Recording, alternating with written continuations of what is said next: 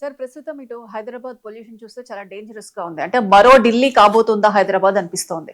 కానీ గవర్నమెంట్ మాత్రం ఎందుకు ఈ పొల్యూషన్ కంట్రోల్ కి సంబంధించి ఎటువంటి చర్యలు తీసుకోవడం లేదు? ఎస్ అండి. ఇప్పుడు ఢిల్లీ అంటేనే pollution capital of the world. ఇంత దారుణమైన ఒక అపఖ్యాతి అనేది ఢిల్లీకి ఉంటది. ముఖ్యంగా ప్రతి వింటర్ లో మాత్రం అక్కడ పొగమంచు అలా ఉంటది అనమాట, ఆ వ్యర్థాలు అన్ని కాల్చడం వల్ల. ఇప్పుడు హైదరాబాద్ పరిస్థితి కూడా మనకి ఇదే విధంగా ఉండబోతుందంటే ఈ ఒక్కసారి కాదు, ఇప్పుడు ప్రస్తుతం ఏక్యూఐ ఎయిర్ క్వాలిటీ ఇండెక్స్ చూస్తే 193 ఏది ఐటీ కారిడార్ ఈ ప్రాంతంలో.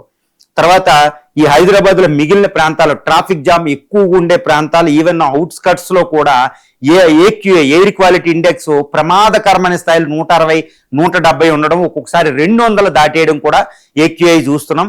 ఎయిర్ క్వాలిటీ ఇండెక్స్ అనేది చాలా ప్రమాదభరితమైన స్థాయికి ఇప్పుడు హైదరాబాద్ లో చేరిపోయింది అనమాట. ఈవినింగ్ అయితే ఒక రకమైన పొగ వాతావరణం, కెమికల్ స్మెల్స్, ఆ తర్వాత కళ్ళల్లో నీళ్లు రావడం, ఇవన్నీ ఇప్పుడు హైదరాబాద్ లో సర్వసాధారణం అయిపోయింది. ముఖ్యంగా టెంపరేచర్స్ రైజ్ అయ్యే పరిస్థితుల్లో చాలా ప్రమాదం అనమాట. మరి ఏక్యూఐ అనేది హైదరాబాద్ క్లైమేట్, హైదరాబాద్ వాతావరణం మనం చూస్తే ఇలాంటి పరిస్థితి ఇక్కడ ఉండకూడదు. ఎందుకంటే హైదరాబాద్ అనేది డెక్కన్ ట్రాప్స్ లో అరౌండ్ 500 to 600 మీటర్స్ అంటే మీన్ సీ లెవెల్ పైన ఉంటుంది అనమాట. సో విండ్స్ వస్తాయి, మార్నింగ్ అంతా క్లియర్ చేస్తాయి, చాలా శీతల వాతావరణం ఉంటుంది, అద్భుతమైంది. ఈ ట్రాఫిక్ ఇప్పుడు హైదరాబాద్, ఇప్పుడు బెంగళూరు, ఢిల్లీ, ముంబైలతో పోలిస్తే ట్రాఫిక్ అంత పొల్యూషన్ కూడా ఇక్కడ ఉండదు. మరి ఎందుకు ఏక్యూఐ 193, 200 స్థాయి దగ్గరికి వస్తుంది అంటే ముఖ్యంగా ఏంటంటే వెహికులర్ కంట్రోల్ చేయకపోవడం.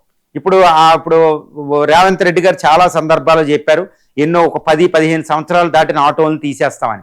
అది జరగదు. ఎందుకంటే ఆటో యూనియన్లకే భయపడే స్థాయి ఇక్కడ ఉందన్నమాట. ఆటోలు ఇప్పటికీ మన రోడ్ల మీద చూస్తుంటే చాలా దారుణమైన పొగ కక్కుని వెళ్ళిపోతూ ఉంటాయి.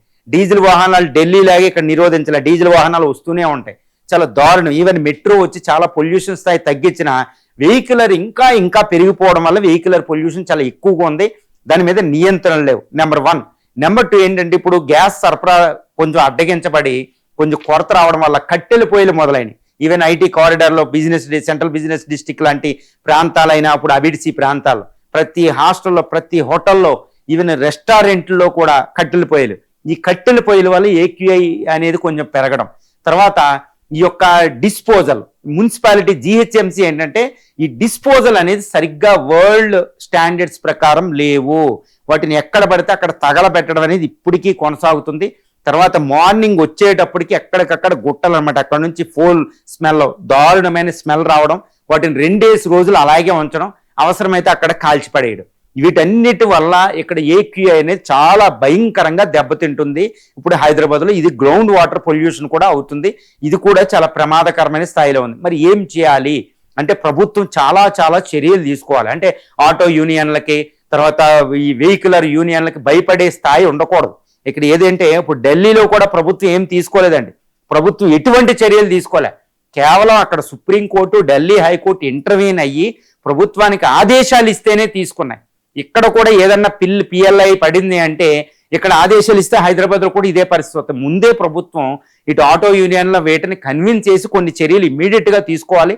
ఇంకా తర్వాత ఈ యొక్క మనకి మెట్రో ఫేజ్ మిగిలిన కూడా డెవలప్ చేసుకుంటే ఈ పొల్యూషన్ తగ్గుతుంది. గ్యాస్ సరఫరా తర్వాత ఈ కట్టెల పొయ్యిలు తగ్గుతాయి. తర్వాత ఈ వెహికల్ ఈ యొక్క డిస్పోజల్ అనేది చాలా సవ్యంగా కొనసాగాలన్నమాట.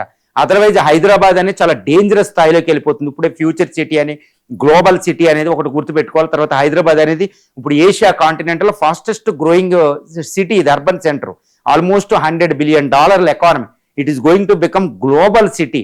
ఐటీ, నాట్ ఓన్లీ ఐటీ, ఇంకా వేరే ఫార్మా వీటిలో. సో ఎంతో ఫ్యూచర్ ఉందన్నమాట హైదరాబాద్కి. ఇప్పుడు బెంగళూరులో మనం ప్రాబ్లం చూస్తున్నాం, గ్రీనరీ పోవడం. ఒకప్పుడు గ్రీన్ సిటీ లాంటిది, ఇప్పుడు బెంగళూరులో ట్రాఫిక్ ప్రాబ్లం. 2035 నాటికి బెంగళూరులో వాటర్ దొరకని పరిస్థితి. బట్ హైదరాబాద్లో ఫార్చునేట్లీ ఏంటంటే గ్రౌండ్ వాటర్ ఎక్కువ ఉంటుంది. అది ఒక డెక్కన్ ట్రాప్స్లో ఒక చిన్న 2 గోతుల్లో ఉంటుంది హైదరాబాద్, సికింద్రాబాద్ కాబట్టి. మరి ఇలాంటి వాటర్ స్కేర్ సిటీ పొల్యూషన్ తగ్గించుకోకపోతే హైదరాబాద్ అని గ్లోబల్ సిటీ అని మనం ఎంత ముద్ర వేసుకున్నా వేస్ట్. ప్రస్తుతం గవర్నమెంట్ ఇక్కడే కాదండి, అన్ని చోట్ల అలాగే ఉంది. బట్ ఇక్కడ తెలంగాణలో ప్రభుత్వం కూడా మేము ఎంతసేపు ఇన్ని పెట్టుబడులు తెచ్చాం, ఈ ఫ్యూచర్ సిటీ ఇది అనేది కాదండి. కేవలం గ్రోత్ డెవలప్మెంట్ మీదే కాన్సన్ట్రేషన్ చేయకూడదు. ఎన్విరాన్మెంటల్ ప్రొటెక్షన్ మీద చేసుకోవాలి. ముఖ్యంగా చెట్లు పెంపకం, రోడ్ల మధ్యలో మీడియన్స్లో చెట్లు కూడా ఇక్కడ ఉండవు. ఉన్న చెట్టులు నరికేయడం, చెట్లు పెంపకం సిటీలో అర్బన్ ట్రీ ప్లాంటేషన్ అనేది చాలా ఎక్కువ ఉండాలి. మీడియం ప్లాంటేషన్ అని ఇలాంటివని. తర్వాత జపాన్ నుంచి కొన్ని కాన్సెప్ట్లు మనం తెచ్చుకోవాలి, గ్రీనరీ ఎలా పెంచాలో. తర్వాత అర్బన్ ఫారెస్ట్ అనేది డెవలప్ చేయాలి, పార్కులు డెవలప్ చేయాలి. ఇప్పటికి హైడ్రా కాస్త వాటర్ బాడీస్ని రక్షిస్తుంది. తర్వాత బయట కూడా కొంచెం చేసుకోవాలి. ఇలా ఎన్నో చర్యలు తీసుకోవాలండి. అంటే ఇదేంటంటే not only economic growth, environmental protection, అంటే సస్టైనబుల్ డెవలప్మెంట్ అనేది ఇక్కడ హైదరాబాద్లో ఫోకస్ చేయాలి. ఇంతవరకు గవర్నమెంట్ నోట్లోంచి సస్టైనబుల్ డెవలప్మెంట్ అనే వర్డ్ రాలేదంటే గవర్నమెంట్ చాలా ఇగ్నోర్ చేస్తుంది ఎన్విరాన్మెంటల్ ప్రొటెక్షన్. ఇప్పుడు ఏక్యూఐ అనేది ఒక మెసేజ్ అనమాట, ఇది ఒక గుణపాఠం.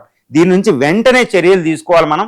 ఇటు మూసీ డెవలప్మెంట్ ఇది కాదండి, ఎన్విరాన్మెంట్ రక్షించుకుంటే ఈ 21st సెంచరీ ఎండింగ్కి ఇది ఒక గ్లోబల్ సిటీగా అవతరిస్తుంది. ఎందుకంటే ఇంత ల్యాండ్ ప్రపంచంలో ఏ నగరానికి లేదు కాబట్టి. So wonderful, India growing, Hyderabad కూడా గ్రోత్ అవుద్ది. ఎన్విరాన్మెంట్ రక్షించుకోకపోతే ఏక్యూఐ ఎలా ఉంటే ఇది కూడా ఇటు worst polluted city of the globe లాగా తయారవుద్ది అనమాట. సో ఇది ఒక గుణపాఠంగా ఏక్యూఐని తగ్గించుకుని ప్రజలకి మంచి వాతావరణాన్ని కల్పించగలిగితే ఇది ఒక గ్లోబల్ సిటీ అవుతుంది.